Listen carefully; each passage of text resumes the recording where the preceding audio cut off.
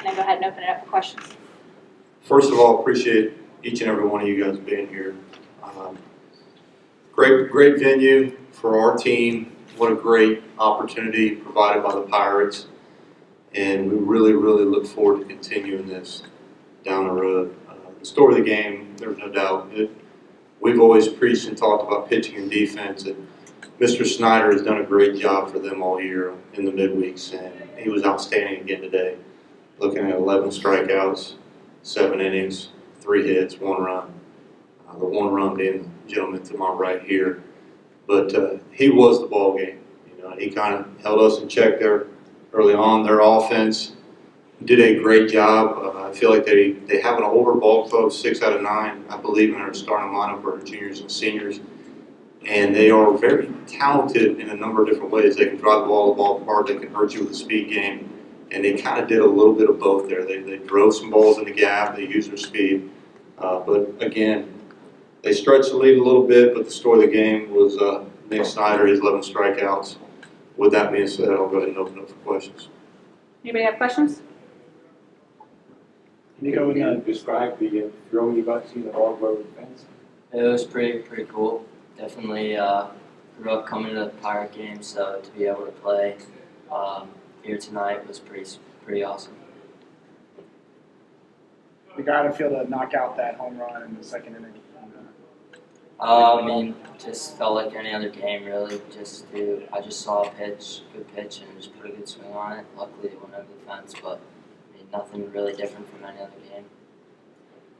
That's a tough left field for pull hitter. Did you kind of know when you saw it down the line? Did you kind of know that it had a shot in that one spot right down the line there? I mean, I don't know, not really. I was just running hard out of the box. Luckily, it went over the fence and stayed fair too. It's kind of crazy watching ball games here. You don't really realize until you're actually playing a ball game. You're 410 in left center there.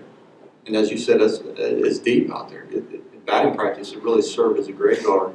It's kind of ironic that both balls that we had hit really well were kind of down the left field line. Nico's home run and then Cole's 3-run homer late. And I guess if we're going to pull a ball, that's definitely a place to put it. One thing that we really talked about from the get-go with our program is creating memories. And that was part of our conversation after the game. You know, we're judged by wins and losses, but what we're trying to do is create experiences and create memories for these guys. What a better way for a young man growing up here in Pittsburgh to hit a home run at PNC Park against a rival. Cole McLaren, you couldn't have drawn it up any better. His last 2 games on senior day, he hits a home run as the last at bat at cost. And then tonight to do what he did there at the end. So creating memories of what we did tonight, and we'll continue to strive for excellence and continue to get better on the scoreboard as well. Coach, on that point, by creating memories, how does this couple with that series run over North Carolina this past weekend? Well, it encompasses a little bit of what we're trying to build here. You know, I had somebody ask me a pretty tough question the other day, like, what did you feel after, it was like you got the monkey off your back winning the series? Like, no, it wasn't. We expect to win series. We expect to win ball games. And we have an expectation each and every time we put on this uniform to represent it the right way. And we will continue to push that way. It's a growth process going on with this program. I've seen the growth over the last 2, 3, 4 weeks. I've seen difference from day one. And these guys are continuing to learn the game. They're trusting each other. There's a lot more sense of belief. I can tell you this, early in the season, Cole McLaren wouldn't hit a 3-run homer. A lot of guys would have folded 10th there because you're down 9-1. But no, we're going to fight you for 27. Nico, can you remember the first game you came to here and what the circumstances were with your dad, your grandfather, and as a 10-year-old or whatever? Did you think at that time about maybe getting a chance to play here sometime? I mean, I used to come with my mom and dad when I was probably like 6 years old. We'd sit out in left field. But, I never really thought I'd be able to play here. So getting the opportunity to do so tonight was pretty cool. Nico, do you have a lot of people in the stands? Yeah, some of my family that lives around here came out to me. What's it like being a home run at Casey Park? front of the family? It was pretty cool, and to make them proud, just for them to be there was just awesome. Anybody else? You had talked earlier, Mike, about when you built this program partially over in the idea of creating memories. I guess I guess it was a special ed, things like tonight was. I mean, how much of a focus do you feel like there's going to be moving forward and maybe trying to play games here a little more regularly? Well, we don't want to, well, we'd love to play every day, but I think they've got something else that goes on here too.